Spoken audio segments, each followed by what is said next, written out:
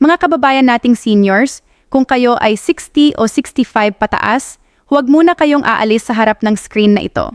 Kasi ang ibibigay ko sa inyo ngayong araw na ito, hindi ito chismis, hindi ito clickbait, ito ay totoong impormasyon na maaaring magbigay sa inyo ng 15,000 o higit pa direkta sa inyong ATM o bangko ngayong buwan ng Mayo. Marami sa ating mga kababayan ang hindi alam na may mga benepisyo silang hindi nila natatanggap dahil lamang sa hindi sila nakaalam. May isa akong kakilala, si Lola Neneng, 68 anyos, taga Cebu. 2 taon siyang hindi nakatanggap ng kanyang SSS pension adjustment kasi hindi niya alam na kailangan pa palang mag-update ng kanyang bank account sa SSS. Iniisip niya lahat ay automatic, hindi pala. At nang malaman niya, halos 36,000 na ang nakaipon na hindi niya natanggap. Huwag kayong maging katulad ni Lola Neneng. Ngayon, tutulungan ko kayong alamin kung kasama kayo sa listahan ng tatanggap ng 15,000 SSS pension at 6,500 na karagdagang benepisyo ngayong Mayo 2026 at kung paano ninyo masisiguraduhing mapupunta ito sa inyong bulsa, hindi sa ibang tao. Manatili kayo. Ito ang pinakamahalagang video na mapapanood ninyo ngayong buwan na ito. Magsimula tayo sa pinakaimportanteng tanong. Saan nanggagaling ang 15,000 na ito at sino ang may karapatang tumanggap? Ang 15,000 na ito ay ang pinakamataas na buwanang pensyon na maaaring matanggap ng isang SSS pensioner sa ilalim ng kasalukuyang pension schedule ng Social Security System. Hindi ito pera na bigay biro. Ito ay resulta ng inyong mga taon ng pagbabayad ng kontribusyon. Ang bawat pisong ibinabawas sa inyong sahod nung nagtatrabaho pa kayo ay may katumbas ngayon. Pero narito ang katotohanan na kailangan ninyong marinig. Hindi lahat ng pensioner ay tumatanggap ng 15,000. Ang halaga ng inyong monthly pension ay nakabatay sa 3 bagay. Una, ang inyong average monthly salary credit o AMSC. Pangalawa, ang bilang ng inyong credited years of service. At pangatlo, ang formula na ginagamit ng SSS na tinatawag na ang highest of 3 computations.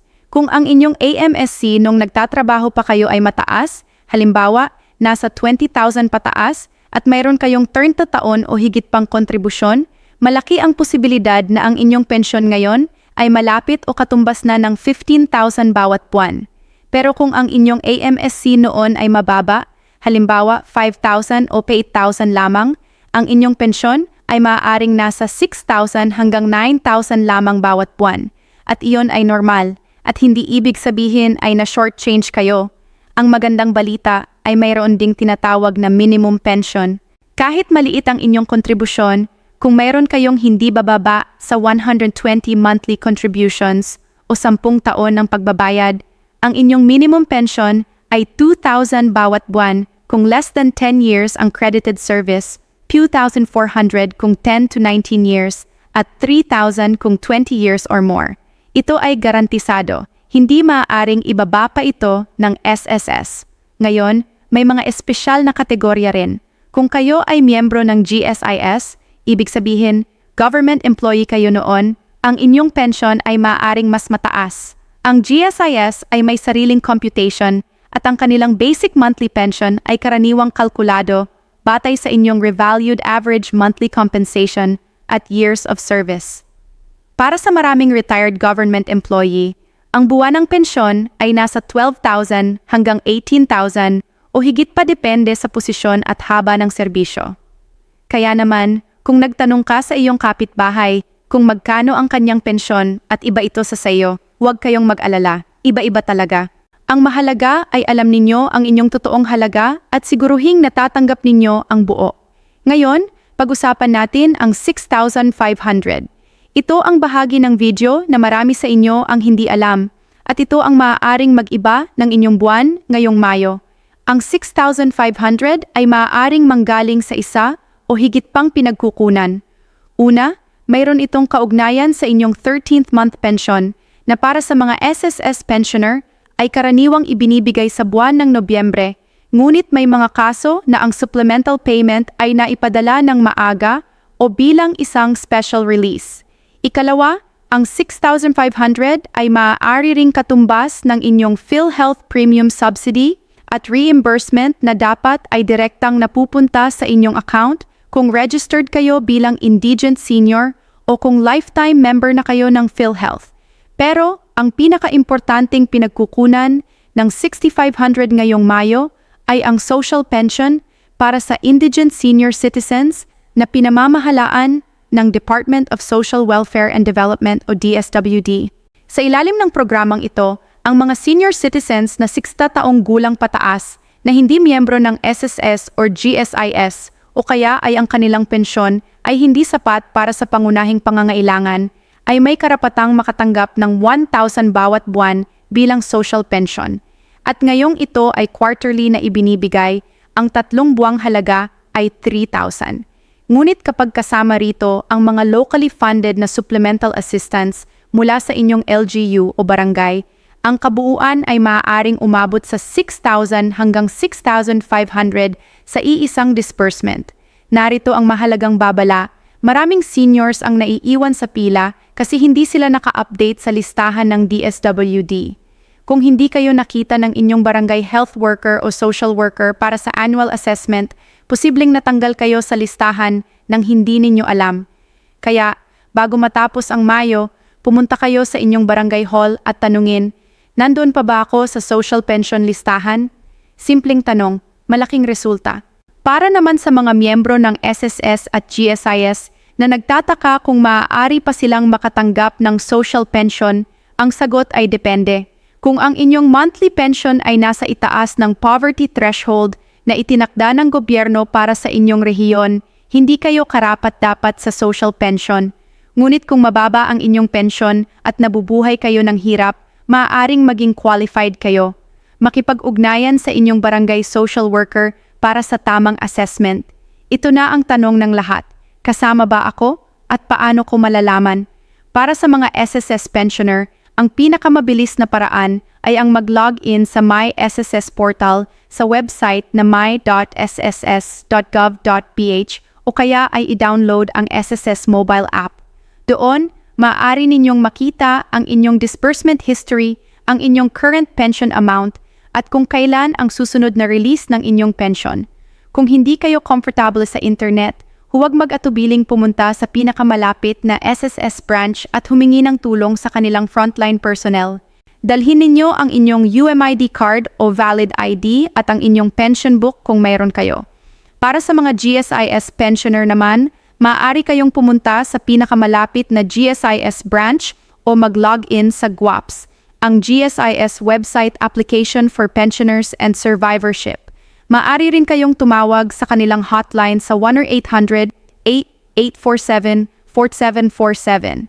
Ang GSIS ay may dedicated lane para sa mga seniors, kaya huwag kayong mahiyang magtanong. Para sa mga benepisyaryo ng DSWD Social Pension, ang listahan ay pinapamahalaan ng inyong barangay. Kaya ang unang hakbang ay ang pumunta sa inyong barangay hall o sa munisipyo at hanapin ang SWDO o Social Welfare and Development Office. Sila ang may hawak ng listahan at sila ang makakapagsabi sa inyo kung kasama kayo. Mayroon ding isang bagay na maraming seniors ang hindi alam. Ang OSCA or Office for Senior Citizens Affairs sa inyong munisipyo ay nagbibigay ng karagdagang tulong at impormasyon tungkol sa lahat ng benepisyo na inyong nararapat.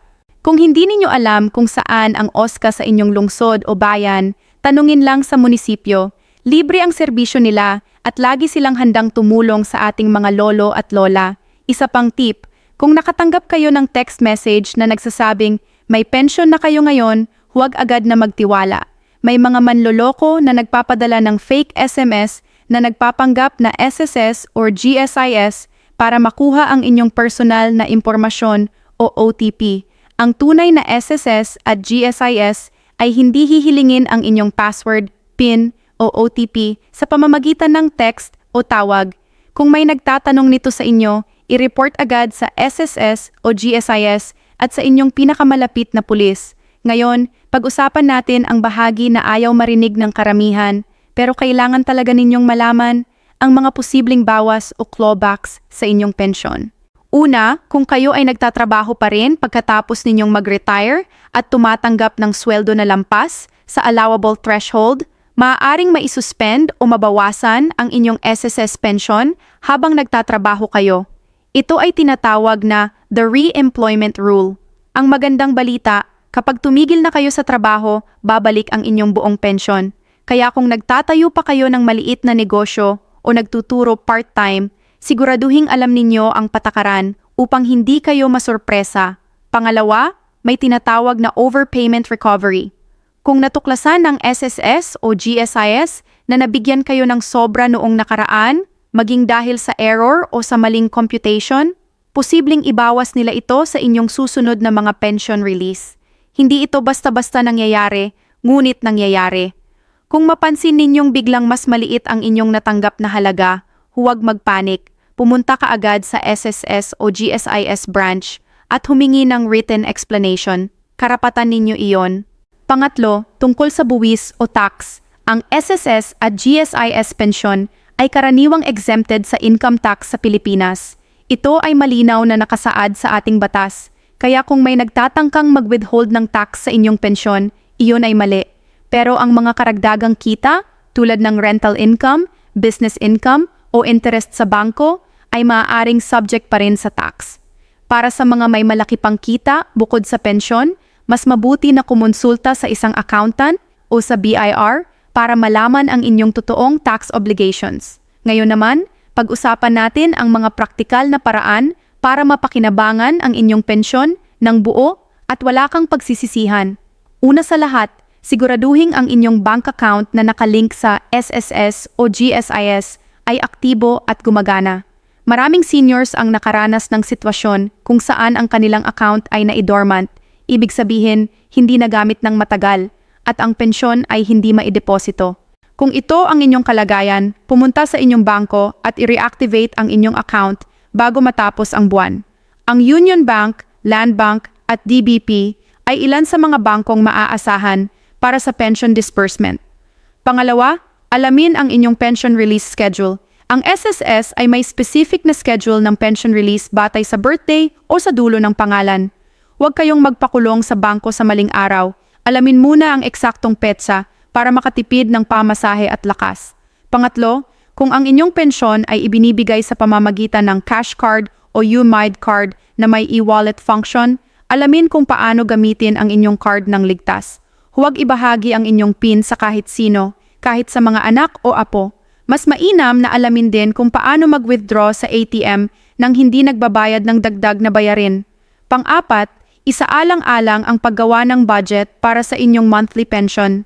Malayo ang maaabot ng 15,000 kung mayroon kayong simpleng plano. Halimbawa, 5,000 para sa pagkain, 30,000 para sa gamot at medikal, 30,000 para sa mga singil sa kuryente at tubig, at ang natitira para sa ipon o pang-emergency.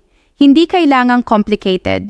Kahit sa isang piraso ng papel, sulatan ninyo kung paano gagastusin ang inyong pensyon.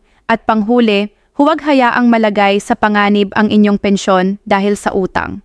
Maraming seniors ang nahihirapan kasi bago pa dumating ang pensyon ay may listahan na ng mga utang. Kung kailangan ninyo ng pautang, makipag-usap sa inyong pamilya muna bago lumapit sa mga loan sharks o paluwagan na may mataas na interest. Mga kababayan, ang retirement ay hindi katapusan. Ito ay simula ng bagong kabanata ng inyong buhay.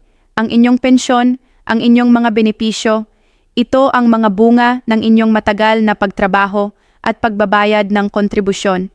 Huwag ninyong hayaang mawala ang kahit isang piso sa inyo dahil sa kawalan ng impormasyon. Kung natutunan ninyo ang kahit isang bagay mula sa video na ito ngayon, ibahagi ninyo ito sa inyong asawa, sa inyong mga kaibigan, sa inyong mga kapitbahay na seniors.